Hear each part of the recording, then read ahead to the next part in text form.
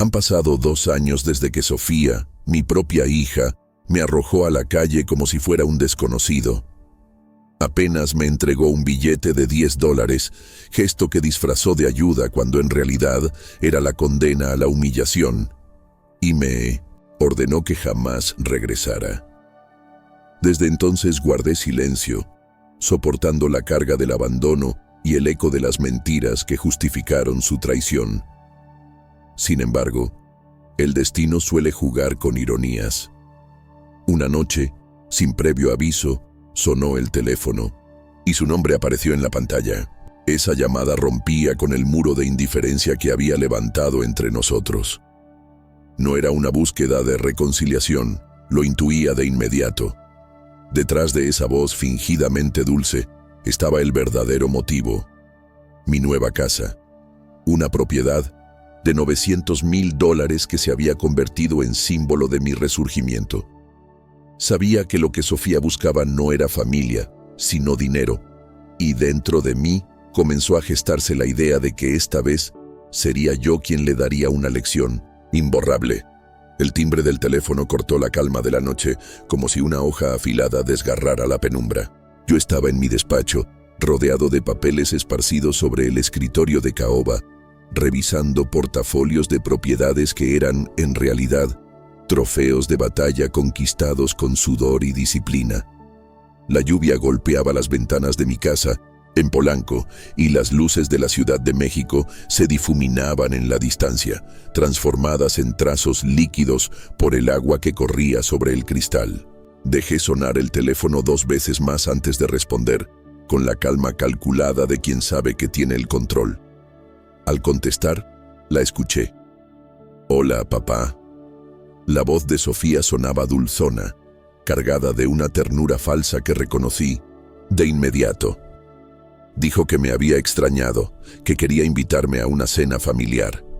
Aquellas palabras, que en otro tiempo habrían sido motivo de alegría, ahora me sabían amargas, como veneno recubierto de miel.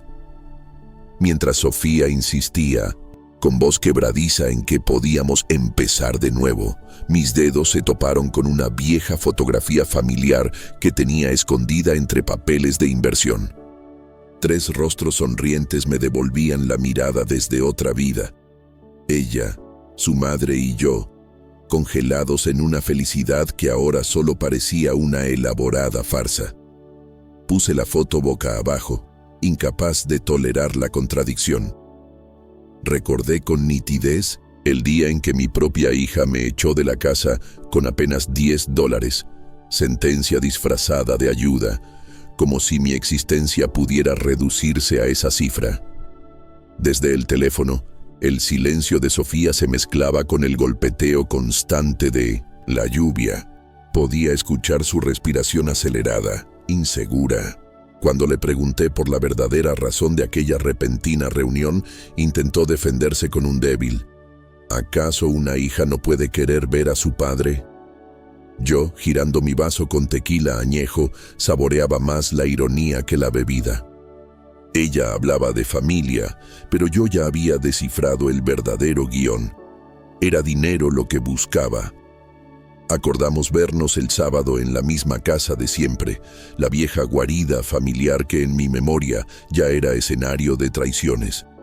Sofía parecía aliviada. Su voz se iluminó con un entusiasmo patético al escuchar que aceptaba ir. Yo, en cambio, colgué sin esperar respuesta, dejando que el clic de la desconexión retumbara en el silencio de mi oficina. Afuera, la ciudad se desdibujaba tras los cristales húmedos, mientras dentro de mí despertaban recuerdos enterrados a la fuerza. Me puse de pie, el tequila ardiendo aún en mi garganta, y recorrí mi casa como un hombre que inspecciona un territorio conquistado. Cada espacio reflejaba mi transformación: el vestíbulo de mármol importado, la cocina de diseño con electrodomésticos de última generación, la sala con sofás de cuero y mantas de cachemira. Todo era testimonio de que yo había renacido. Sin embargo, aquella llamada había abierto una grieta en mi armadura. y los fantasmas del pasado se filtraban por ella como agua, desbordando una presa rota. La sala de estar fue la primera en despertar las memorias más dolorosas. La contemplé, impecable y elegante, y no pude evitar compararla con aquella tarde fatídica del verano de 2023, cuando entré a nuestra vieja casa en la colonia Narvarte y descubrí que mi vida había sido desmantelada sin previo aviso.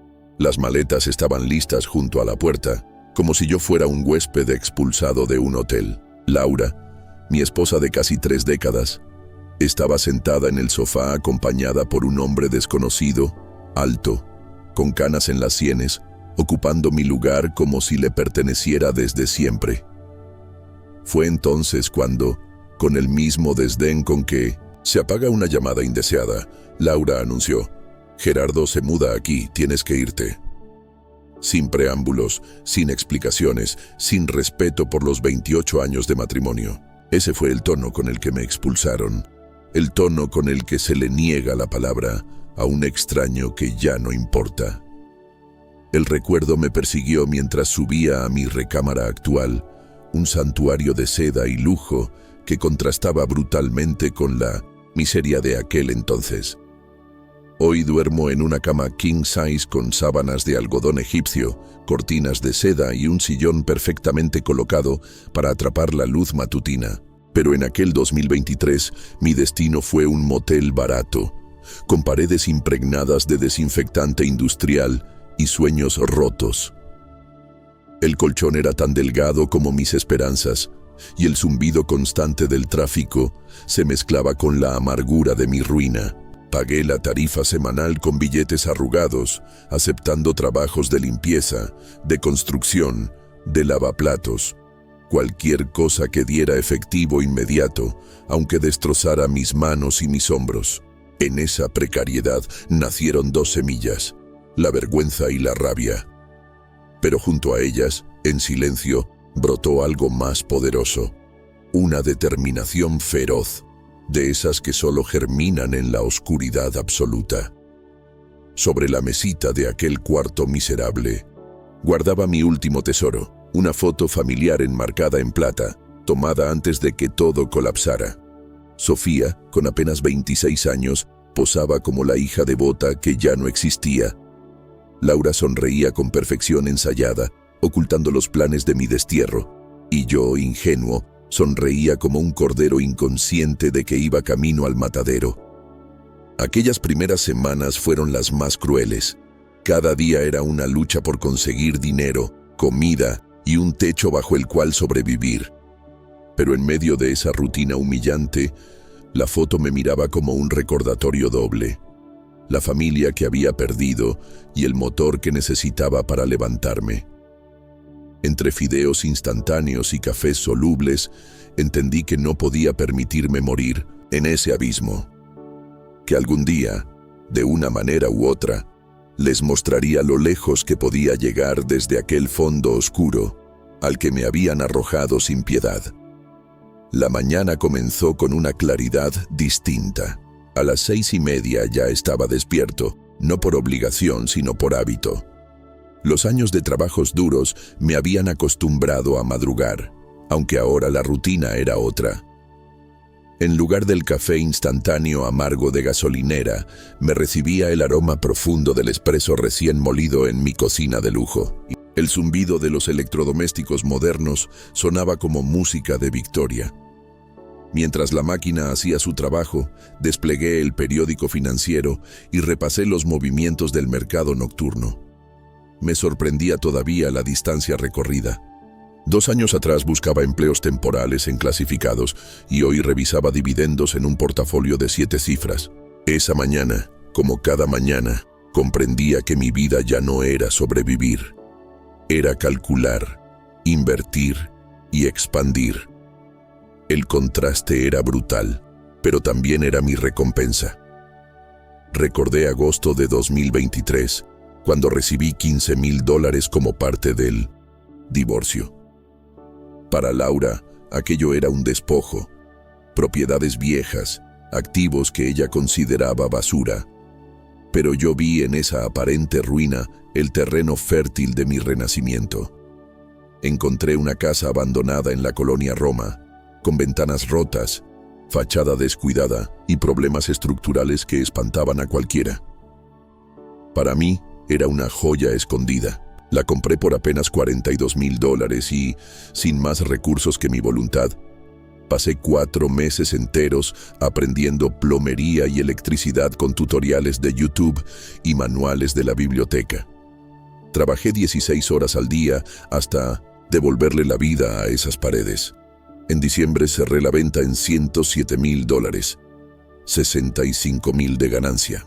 Aquella fue mi primera gran victoria, el primer ladrillo de la fortaleza que levantaría sobre las ruinas de mi antigua vida. Ese triunfo inicial encendió la maquinaria. Propiedad tras propiedad, cada compra era más ambiciosa que la anterior, y cada ganancia la reinvertía con disciplina militar. El invierno de 2023 se transformó en primavera y luego en verano, mientras yo acumulaba victorias silenciosas y conocimientos prácticos que nadie podría arrebatarme. El punto de quiebre llegó en octubre. Una ejecución hipotecaria en Polanco, una casa a medio terminar que el banco deseaba liquidar a toda prisa. Donde otros veían una ruina imposible, yo vi una mina de oro, ubicación privilegiada, cimientos sólidos y una oportunidad única. La adquirí por $200,000 y dediqué 6 meses de restauración meticulosa. Al venderla en $420,000, comprendí que había cruzado una frontera definitiva. Ese negocio no solo me devolvió el dinero, me otorgó poder, credibilidad y una nueva identidad. De víctima humillada pasaba a ser un conquistador con nombre propio en el mundo inmobiliario. Con cada sorbo de mi espresso aquella mañana, saboreaba no solo el café, sino la distancia entre el hombre que fui y el que era ahora. Frente a mí, los extractos bancarios confirmaban un patrimonio de más de $10 millones, una cifra que habría hecho que Laura se atragantara con su jugo verde y que Sofía, la misma que me llamó fracasado, jamás hubiera podido imaginar. El teléfono no dejaba de sonar. Agentes inmobiliarios ofreciendo oportunidades, contratistas pujando por proyectos, inversionistas rogando por asociarse conmigo. Eran los problemas de los exitosos y cada clavo martillado en el pasado, cada azulejo colocado, cada noche de desvelo, me habían conducido hasta ese instante de control absoluto. La cocina, el refrigerador lleno de fotos de mis logros, las cartas de reconocimiento, todo contaba la historia de una resurrección. Y sin embargo, al otro lado del teléfono, mi hija volvía para recordarme que la herida aún no estaba del todo cerrada. Habían pasado apenas 40 horas de la primera llamada cuando el teléfono volvió a sonar. Era jueves por la mañana y yo revisaba contratos de adquisición mientras la lluvia de marzo golpeaba las ventanas, marcando el ritmo de mis pensamientos. En la pantalla apareció un nombre que hacía tiempo había desterrado: Laura. Contesté con la calma de quien ya no teme al pasado. Su voz era la misma de siempre, esa dulzura empalagosa que usó durante años para manipular. Dijo que esperaba no interrumpir nada importante, como si alguna vez le hubiera importado. Tras unos rodeos teatrales, confesó que Sofía enfrentaba una crisis financiera inesperada. Fingía preocupación maternal, pero detrás se notaba el guión: pedir dinero. Mientras hablaba, escuché un murmullo de fondo, la voz de Sofía apresurando a su madre. Dile lo de los problemas legales. Pide más, mamá. Aquella torpeza reveló toda la desesperación y dejó claro lo que ya sospechaba. La familia no me buscaba por amor, sino por un cheque. Laura intentó mantener el disfraz de dignidad, pero la cifra salió de sus labios con una rapidez ensayada: $50,000. Según ella, esa suma bastaría para detener a los acreedores y salvar a Sofía de la ruina. El silencio que siguió fue revelador, Podía escucharse la respiración agitada, la ansiedad filtrándose a través del altavoz barato que usaban. Yo, en cambio, me limité a escribir una sola palabra en mi libreta: actuación. No me sorprendía su teatralidad.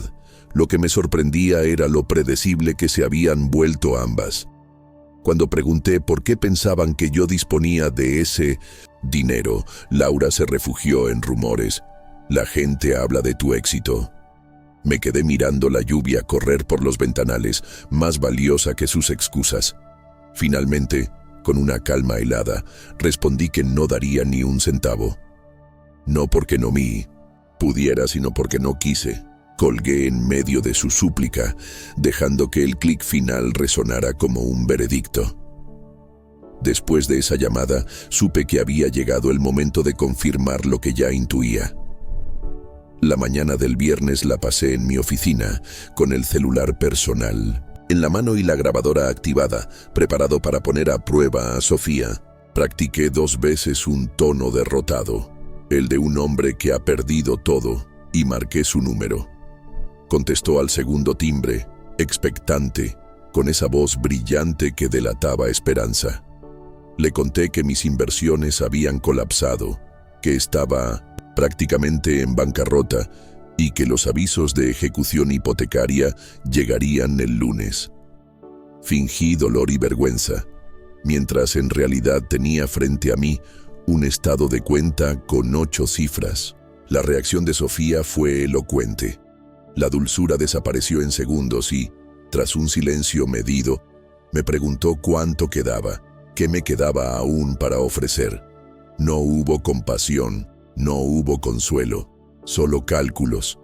Y entonces, con frialdad quirúrgica, me dijo que mejor no fuera a la cena.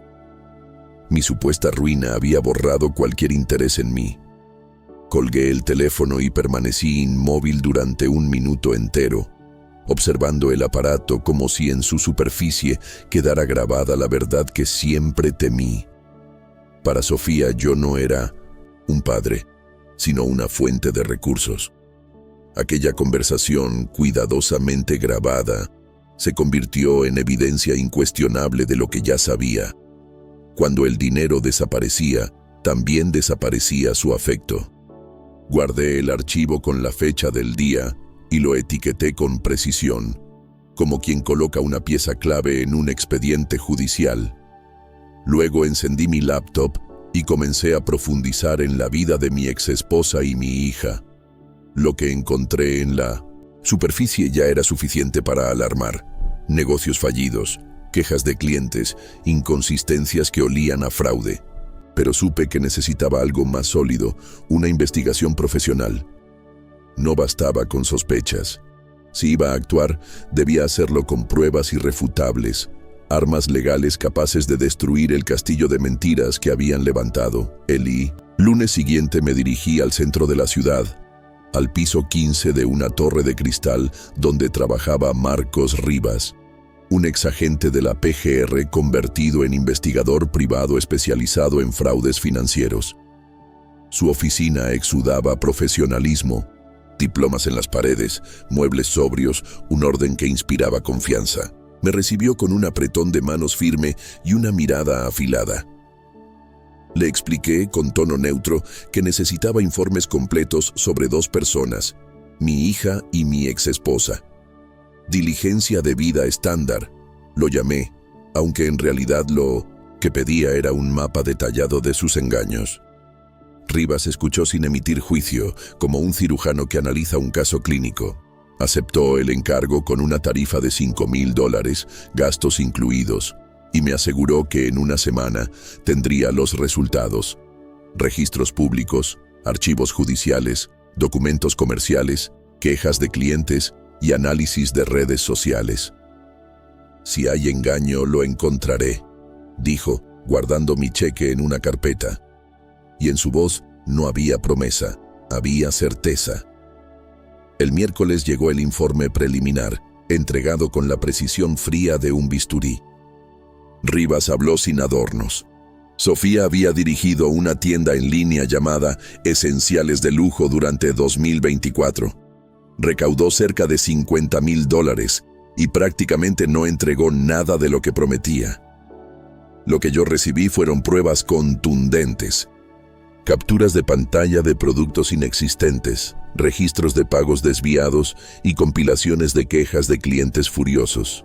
Era un fraude sistemático, no un simple tropiezo empresarial. Múltiples afectados evalúan demandarla, añadió Rivas, aunque aún no hay cargos formales por falta de organización. Luego deslizó otra carpeta, esta vez con el nombre de Laura. Su emprendimiento en Instagram consistía en recaudar dinero con campañas médicas falsas. Los registros confirmaban que no padecía ninguna de las enfermedades que usaba como anzuelo. Mientras hojeaba esas páginas, la indignación se mezclaba con una sensación inesperada. Alivio. Ya no eran sospechas, eran pruebas. Y esas pruebas serían mis armas. El viernes, Rivas me entregó el informe final, un expediente exhaustivo que desnudaba la magnitud de los engaños. Cada página era una pieza del rompecabezas. Ingresos no declarados, evidencias de fraude, inconsistencias fiscales, testimonios de clientes defraudados. Sofía enfrentaba un riesgo real de cargos criminales por fraude mayor si los afectados se organizaban. Y Laura estaba sentada sobre una bomba fiscal que tarde o temprano explotaría. Ambas viven de tiempo prestado, concluyó Rivas con la serenidad del que sabe haber cumplido su labor. Salí de su oficina con las carpetas bajo el brazo, sintiendo el peso literal y simbólico de las armas que me entregaba. 23 minutos de trayecto a casa bastaron para saborear cada posibilidad. Cuando extendí los documentos sobre mi escritorio de caoba, se veían como mapas de batalla listos para orquestar una campaña devastadora. Ya no era un hombre traicionado, era un general con pruebas, con aliados y con un plan que estaba a punto de poner en marcha.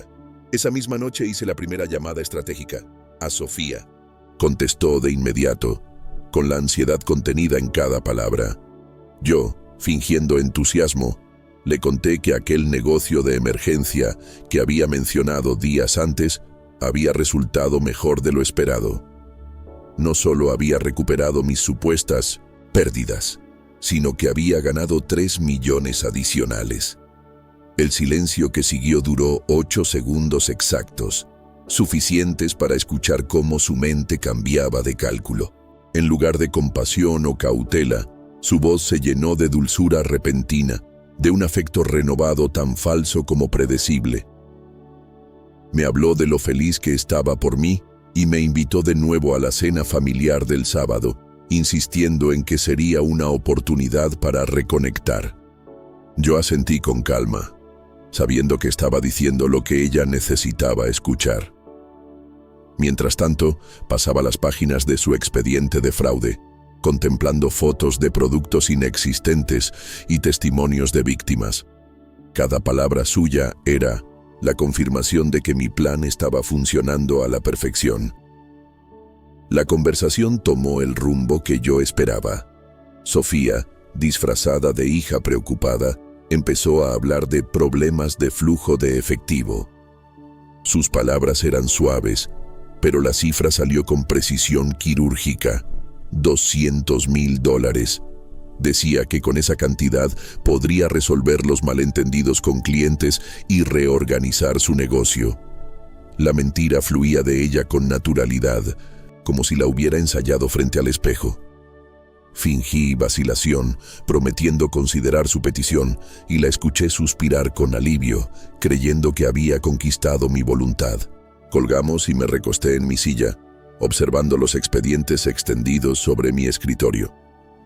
Había robado 150,000 a decenas de clientes, y aún así me pedía más. La hija que yo había criado ya no existía. En su lugar había una mujer capaz de fraude sistemático, manipulaciones y engaños calculados. Esa llamada me dio lo que necesitaba, la justificación perfecta y la certeza de que había llegado el momento de ejecutar mi venganza. El viernes por la mañana me encontré en la oficina de Mauricio Klein, un viejo amigo y abogado de confianza, cuyo prestigio en el ámbito legal era tan sólido como sus convicciones. Habíamos compartido noches de póker y fiestas navideñas años atrás, y sabía que podía depositar en él no solo un caso, sino la carga emocional que arrastraba. Extendí sobre la mesa de conferencias las carpetas que Rivas me había entregado, cada hoja un testimonio de fraude, cada documento una bala lista para disparar en un tribunal. Mauricio las revisó con la precisión de un cirujano, ordenando quejas, verificando firmas, comparando fechas. «Esto no es simple incompetencia empresarial», afirmó con la serenidad que lo caracterizaba. «Aquí hay fraude intencional, diseñado para engañar de forma sistemática». Sus palabras fueron música para mis oídos, la confirmación legal de lo que yo ya sabía en mi interior. Le pregunté cuán rápido podríamos actuar. Su respuesta fue directa. «El servidor de procesos puede entregar la notificación mañana por la noche, durante la cena familiar. Con testigos, el impacto será definitivo». Asentí con calma y por dentro sentí la chispa ardiente de la justicia acercándose. Ya no se trataba solo de desquitarme. Se trataba de que Sofía comprendiera que los actos tienen consecuencias y que no siempre se pueden comprar salidas con sonrisas fingidas. La maquinaria estaba en marcha. Esa misma tarde, tras salir del despacho de Mauricio, comencé una serie de llamadas meticulosas, como quien alinea piezas en un tablero de ajedrez. La lista de contactos que me había entregado Rivas era una mina de oro. 23 nombres, 23 historias de estafa, 23 personas que habían sido engañadas por Sofía. Empecé uno por uno, escuchando al principio el escepticismo de quienes ya habían perdido la esperanza de obtener justicia. Pero a medida que les explicaba que había evidencia sólida, representación legal y una acción colectiva en preparación, la emoción empezaba a filtrarse en sus voces. Una de ellas, Renata Soto, una maestra de Tlalpan que había ahorrado 8 meses para comprar un comedor que nunca existió, se convirtió en la portavoz natural del grupo. Su voz cargaba una indignación contenida que solo alguien educado y traicionado podía sostener. «Llevamos meses intentando ubicarla, pero siempre desaparece», me confesó. «Pensé que nunca recuperaría ese dinero». Le aseguré que ya no estaría sola.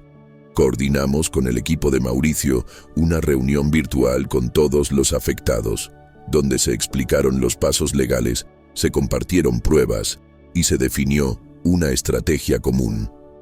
Para la noche, el bufete trabajaba horas extra organizando los documentos en orden cronológico, redactando la demanda, verificando cada prueba. Había una energía en la sala de conferencias que no se sentía como venganza, sino como justicia contenida, lista para liberarse. El servidor de procesos, un veterano llamado David Chen, con 20 años de experiencia, fue confirmado para las 7:30 de la noche del sábado, la hora perfecta para que la notificación legal irrumpiera en medio de la cena familiar que Sofía había planeado como un espectáculo de reconciliación. Y mientras todo esto se organizaba, yo miraba la línea de tiempo con satisfacción quirúrgica. Cada pieza en su sitio, cada evento cronometrado al segundo. No habría escapatoria, no habría margen para negaciones. El castillo de naipes que Sofía había construido durante 2 años se derrumbaría en cuestión de minutos, frente a los mismos ojos que alguna vez me despreciaron con $10 y una sentencia de exilio. El sábado amaneció con un aire distinto, como si la ciudad misma presintiera lo que estaba por ocurrir. Me levanté temprano, repasando en mi mente cada detalle de la operación. La hora exacta en que el servidor tocaría el timbre, la publicación del artículo que expondría a Laura, el efecto devastador que ambas piezas tendrían al coincidir en un mismo escenario. A media mañana recibí la llamada de David Chen, confirmando la ruta, la documentación y el procedimiento. Su voz tranquila transmitía experiencia. Había notificado a criminales violentos, a empresarios blindados con abogados de élite, a políticos envueltos en escándalos. Un escenario de cena familiar es inusual, me dijo, pero perfecto para asegurar testigos y un impacto psicológico irreparable. Yo asentí en silencio, visualizando a Sofía congelada a mitad de una frase, con el tenedor suspendido en el aire cuando le extendieran los papeles. A la par, Jessica Chen, la periodista con la que me había reunido, me mandó un mensaje confirmando que el artículo sobre Laura estaba programado para salir en línea a las 8 en punto. No sería una simple nota, era una investigación detallada con registros médicos oficiales, testimonios y un análisis de las cifras que probaban la estafa. Sabía que los primeros comentarios en redes sociales encenderían la chispa y que, en cuestión de minutos, la avalancha de indignación crecería como un incendio incontrolable. Imaginé a Laura intentando borrar mensajes frenéticamente, negando en voz alta, mientras su reputación se desmoronaba en tiempo real. Esa tarde, revisé por última vez la carpeta donde guardaba todos los documentos, organizados como un director de orquesta que afina cada instrumento antes de la sinfonía final. A las 5:30 cerré mi laptop, me puse la chaqueta y tomé la caja envuelta en papel de regalo que había preparado, vacía, pero simbólica. Sería un gesto silencioso, un recordatorio de que no todo lo brillante guarda un tesoro en su interior. El trayecto de 45 minutos a Narvarte lo hice con una calma casi solemne. No había tráfico, como si el universo se hubiera alineado para no retrasar lo inevitable. Llegué a la casa a las 7 en punto. Me recibió el mismo vestíbulo donde, 2 años atrás, me entregaron $10 y una despedida humillante. Esta vez no entraba derrotado, sino con el control absoluto de la situación. La mesa estaba puesta, las velas encendidas, las sonrisas ensayadas. Pero en menos de media hora, cada gesto de cordialidad se transformaría en caos. Yo estaba allí no para reconciliarme, sino para ejecutar el acto final de una justicia cuidadosamente planeada. Laura abrió la puerta con una teatralidad que rozaba lo grotesco. Llevaba un vestido elegante, joyas relucientes, y en la sonrisa se notaba esa falsa cordialidad que perfeccionó durante décadas de manipulación. «Harlan, te ves maravilloso, el éxito te sienta bien», dijo, como si esas palabras pudieran borrar el día en que me echó con la indiferencia de quien expulsa a un desconocido. La seguí al comedor, donde la mesa estaba puesta con la mejor vajilla y las velas parpadeaban como si intentaran sostener la ilusión de una familia unida. Sofía salió de la cocina con un vestido cuidadosamente elegido para proyectar prosperidad, aunque sus manos nerviosas delataban la ansiedad de alguien que necesita algo desesperadamente. Se acercó a abrazarme, un gesto mecánico, practicado, que no escondía el cálculo frío en sus ojos. «Papá, estoy tan contenta de que pudieras venir a pesar de todo lo que pasó», murmuró, como si esas frases fueran suficiente ofrenda. Yo coloqué la caja de regalo vacía sobre la mesa auxiliar, un detalle pensado para despertar curiosidad y más tarde simbolizar la verdadera lección: apariencia sin sustancia. La cena comenzó con cortesías forzadas.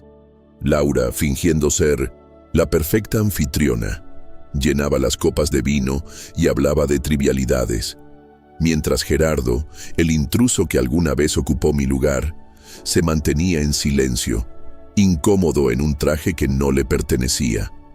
Podía sentir en él la incomodidad de un hombre atrapado en un teatro cuya trama desconocía. Sofía esperaba el momento preciso, alisando su vestido, mirando de reojo el reloj, buscando la entrada perfecta para su discurso ensayado. Y entonces, a las 7:25 se lanzó. «Estábamos pensando, papá, que dado tu éxito con las inversiones, tal vez podríamos hablar de una sociedad familiar. No sería un préstamo, sino una alianza. Ya sabes, padre e hija trabajando juntos. Laura la secundó de inmediato, estirando la mano para apretar la mía y añadiendo con solemnidad: la familia siempre debe estar unida, apoyándose en los momentos difíciles. Yo asentí con calma, observando la manecilla del reloj avanzar hacia las 7:30. La ironía era tan deliciosa como cruel. Mi hija me proponía una sociedad mientras ocultaba demandas inminentes, y mi ex esposa hablaba de unión familiar cuando había sido la primera en destruirla. Con fingida seriedad, repetí la cifra que Sofía había lanzado días antes. $200,000. Es bastante específico. Ella sonrió con alivio, creyendo que había captado mi atención. Fue entonces, como si el destino obedeciera a mi guión, que el timbre sonó, exactamente a las 7:30. Sofía se congeló a mitad de palabra, el tenedor suspendido sobre el plato. Laura frunció el ceño extrañada. Yo, apenas conteniendo la satisfacción, murmuré: «¡Qué sincronización tan notable!». Nadie sabía que el verdadero banquete estaba por servirse, y que no serían alimentos los que se pondrían sobre la mesa, sino la amarga comida de la verdad. Sofía se levantó de mala gana para abrir la puerta, con una molestia apenas contenida por la máscara. De cortesía, a través del marco del comedor alcancé a ver la figura impecable de David Chen. Traje oscuro, portafolios en mano. La calma de un hombre que ha enfrentado situaciones mucho más hostiles que una cena de domingo, disfrazada de reconciliación. «¿Sofía Vargas?», preguntó con voz firme. Ella asintió confundida y él continuó sin titubear. «Tengo documentos legales para usted, emitidos por el Tribunal Superior de Justicia. Está siendo notificada de una demanda colectiva por prácticas comerciales fraudulentas y engaño a clientes. Por favor, firme aquí para confirmar la recepción». El color abandonó el rostro de Sofía en un instante. Sus manos temblaban mientras intentaba leer los papeles. «Debe haber un error», murmuró, como si la negación pudiera deshacer la tinta en las hojas. Laura desde la mesa alzó la voz con arrogancia. «Estamos teniendo una cena familiar aquí. Esto es ridículo». Pero la realidad no entiende de contextos sociales, y mucho menos de excusas. Sofía regresó tambaleante con los documentos en la mano. Cada página un recordatorio de que sus fraudes ya no podían esconderse tras una sonrisa. El crujido del papel acompañaba cada paso que daba, como un eco del derrumbe de la fachada que había sostenido por meses. Gerardo, incómodo y ajeno a los detalles, se movía inquieto en su asiento, como quien percibe que está sentado sobre una bomba que no sabe cómo desactivar. Laura, por su parte, ya manipulaba el teléfono, convencida de que sus contactos en Instagram o algún abogado improvisado podrían sacarla del apuro. «Con tus recursos, Harlan, podemos contratar a los mejores defensores de la ciudad», dijo, con la seguridad vacía de quien siempre se creyó intocable.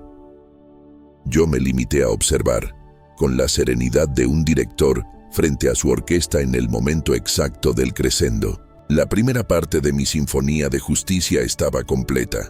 Sofía, la hija que me había despreciado, ahora enfrentaba en pleno comedor el peso de la ley, y aún faltaba la segunda estocada, la que haría tambalear a Laura frente a todos los presentes. Laura aún no había terminado de hojear su celular cuando ocurrió lo inevitable. Apenas intentaba marcar a uno de sus contactos influyentes, cuando la pantalla comenzó a inundarse de notificaciones imposibles de ignorar. Cientos, luego miles de mensajes aparecían en cascada. Comentarios furiosos, acusaciones, insultos, exigencias de reembolso. ¿Qué? ¿Por qué me llaman fraude?, balbuceó, su seguridad resquebrajándose palabra a palabra. En cuestión de segundos, el artículo de Jessica había explotado en todas las plataformas. Influencer local, desenmascarada. Fingía enfermedad para recaudar donaciones. rezaba el titular que ya circulaba como pólvora en Instagram, Twitter y Facebook. Laura intentaba desplazarse entre los mensajes, pero era inútil. Cada actualización traía una nueva ola de indignación. Algunos reclamaban dinero donado para supuestos tratamientos, otros la llamaban estafadora, otros la amenazaban con acciones legales. Su rostro, antes altivo y sereno, se desfiguró en una mueca de pánico. «Tienen mis registros médicos», alcanzó a decir en voz baja, como si no pudiera creerlo. Gerardo, confundido y desconcertado, leyó por encima de su hombro. «Laura, ¿qué enfermedad? ¿De qué hablan?» Ella negó con torpeza. «Es mentira, todo mentira». Pero su voz carecía de la fuerza que solía manipular a cualquiera. El escándalo ya no era un rumor, era una avalancha pública que ningún contacto podría detener. Yo miré mi reloj. Las agujas marcaban las 8:05, justo como lo habíamos planeado. La sincronización era perfecta. Sofía había recibido la visita del servidor legal a las 7:30 y media hora después. La reputación digital de Laura ardía en llamas ante los ojos de todos. Desde mi asiento, me serví un sorbo de vino con la calma de quien contempla un espectáculo largamente esperado. «La justicia no desaparece porque te sientas incómoda con ella», murmuré al fin, mientras Laura luchaba por borrar comentarios que se multiplicaban más rápido de lo que podía tocarlos. Sofía levantó la vista de sus papeles legales, entendiendo al fin la coordinación. «Papá, ¿sabías de esto?», preguntó con un tono de incredulidad y miedo.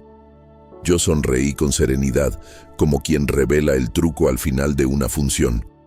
«Encuentro fascinante cómo la lealtad familiar aparece tan rápido cuando llegan las consecuencias legales. Primero tu notificación, Sofía. Ahora el fraude médico de tu madre expuesto ante todo el mundo». La sala quedó en silencio, roto solo por el tintineo de las notificaciones que seguían llegando al celular de Laura y el crujir del papel en manos de Sofía. Dos mujeres que alguna vez fueron mi familia se enfrentaban al derrumbe simultáneo de las fachadas que habían construido, mientras Gerardo, incapaz de comprender del todo, veía cómo su matrimonio se desmoronaba ante sus ojos. Yo, en pie, con la caja de regalo vacía aún en la mesa auxiliar, estaba listo para marcharme. Mi función había terminado. Había entregado el espectáculo de justicia que llevaba 2 años planeando.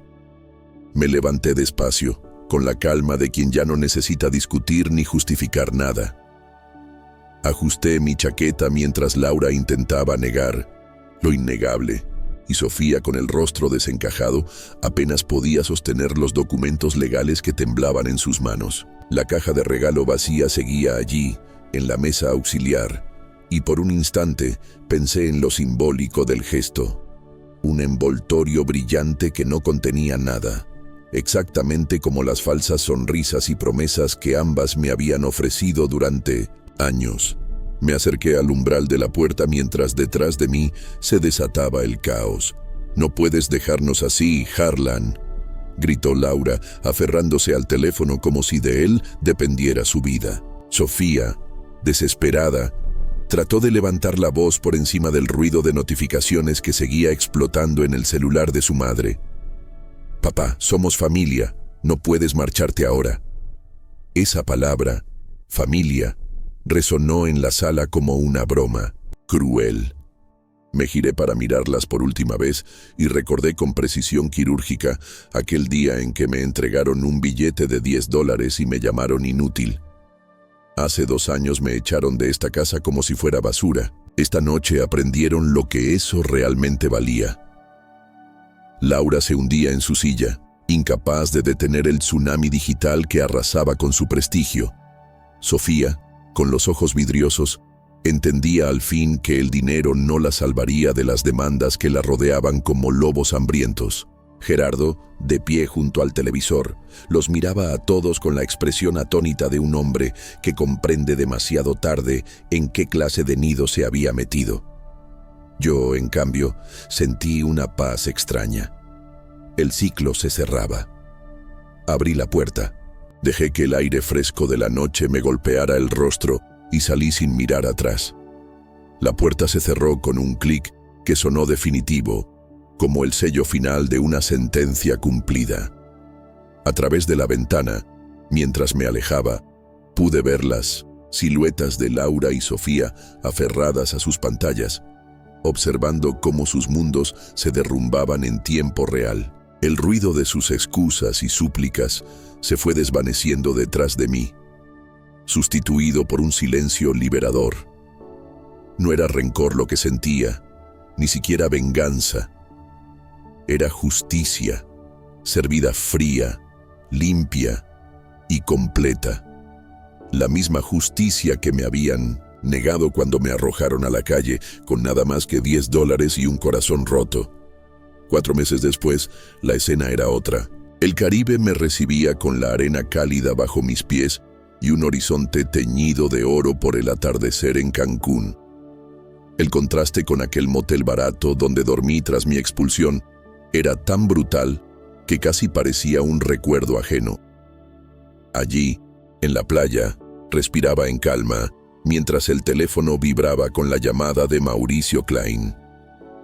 Su voz sonaba con la satisfacción de un guerrero que regresa con la victoria asegurada. El tribunal dictó sentencia definitiva, me informó. Sofía había sido obligada a pagar $153,000 en restitución más costos legales. Pero la parte más dura no era el dinero.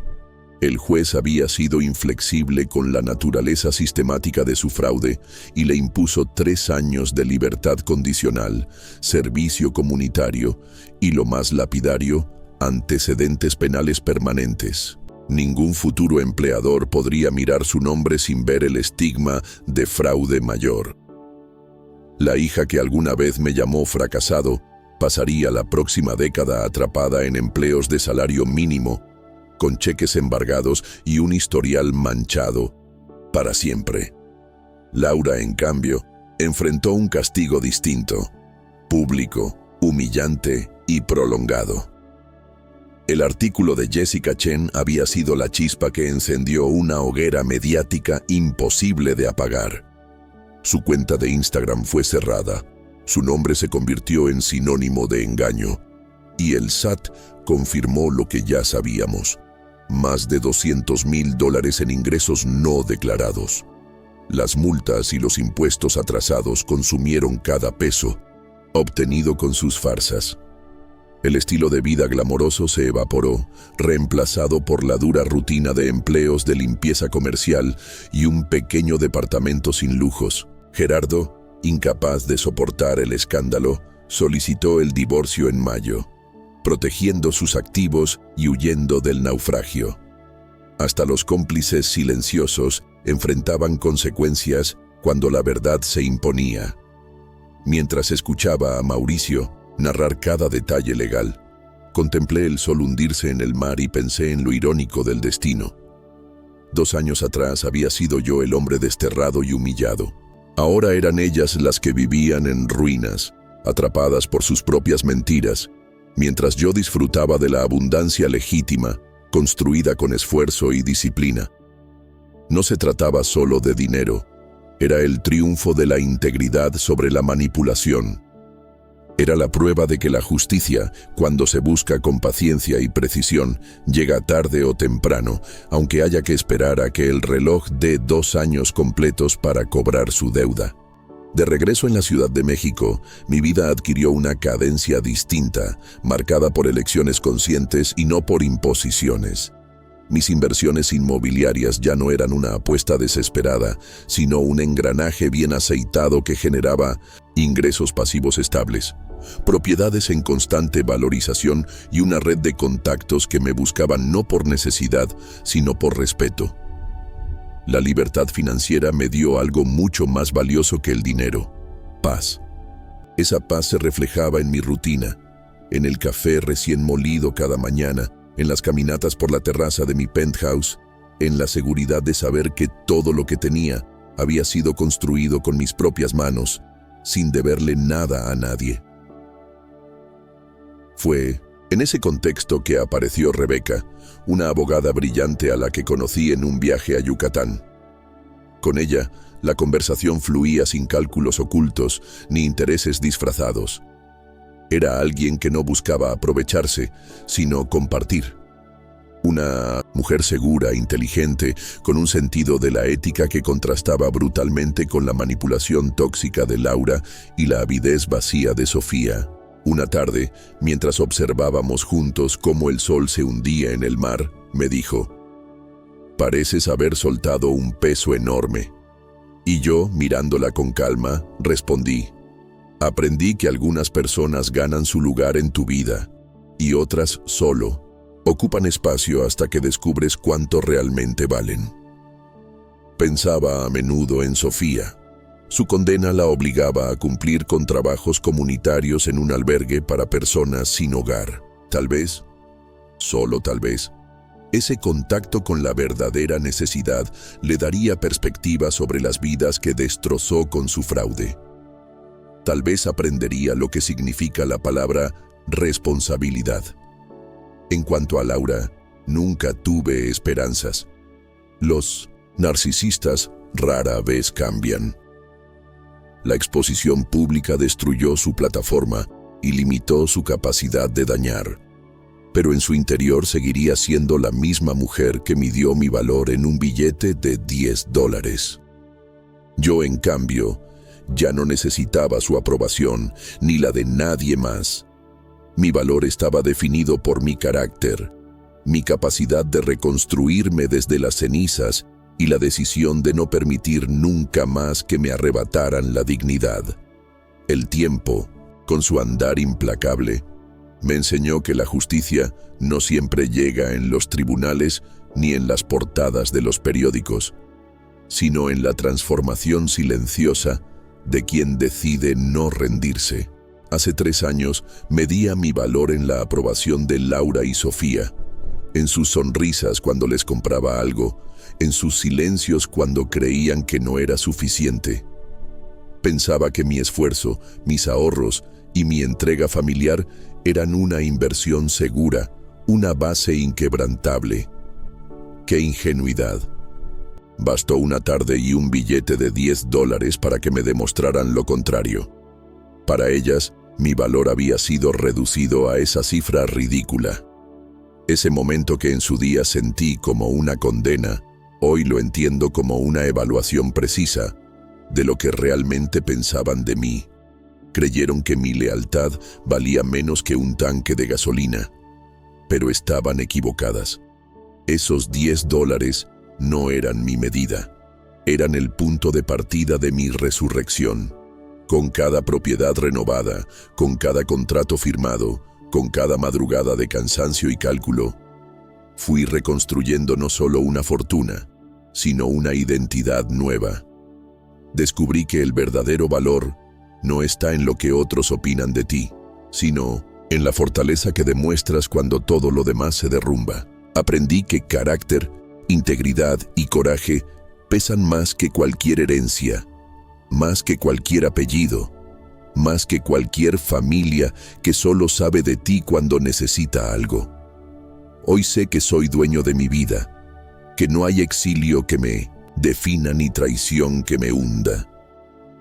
Y aunque ellas quisieron condenarme al olvido, lo único que lograron fue forjar al hombre que ahora las mira desde lo alto, con la serenidad de quien sobrevivió al fuego y salió convertido en acero. Hoy miro hacia atrás y entiendo que la traición que sufrí no fue una maldición, sino una purga necesaria. La vida me arrancó de raíz del terreno podrido donde había creído estar seguro y me obligó a sembrar en un suelo nuevo, fértil, donde el esfuerzo propio sí daba frutos. La expulsión, el motel barato, las manos lastimadas por trabajos temporales, fueron el precio inicial de una libertad que no sabía que necesitaba. Es cierto, dolió como una amputación, pero también me liberó de una cadena invisible. La cadena de la dependencia emocional hacia personas que jamás entendieron lo que significa el sacrificio. Hoy, con la distancia, hasta agradezco aquel billete de $10. Fue el insulto perfecto, la chispa que encendió una furia disciplinada y me empujó a levantarme de las cenizas. Mientras Sofía paga sus deudas con la ley y Laura limpia pisos en lugar de engañar seguidores, yo vivo con la certeza de haber ganado algo más valioso que cualquier casa o cuenta bancaria.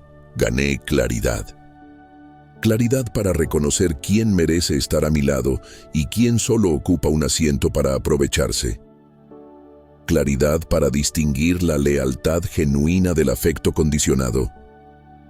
Claridad para saber que no se trata de acumular riquezas, sino de construir una vida donde tu valor no dependa de nadie más. Ahora, cada propiedad que adquiero, cada inversión que multiplico, no es solo un triunfo económico, sino un recordatorio de la travesía. No construyo casas, construyo testamentos silenciosos de que la perseverancia vence al desprecio y que la dignidad, una vez recuperada, no se entrega a nadie. Hoy camino con una serenidad que antes me parecía inalcanzable. No es la paz de quien nunca sufrió, sino la calma sólida de quien atravesó el infierno y salió del otro lado con cicatrices que cuentan una historia de resistencia.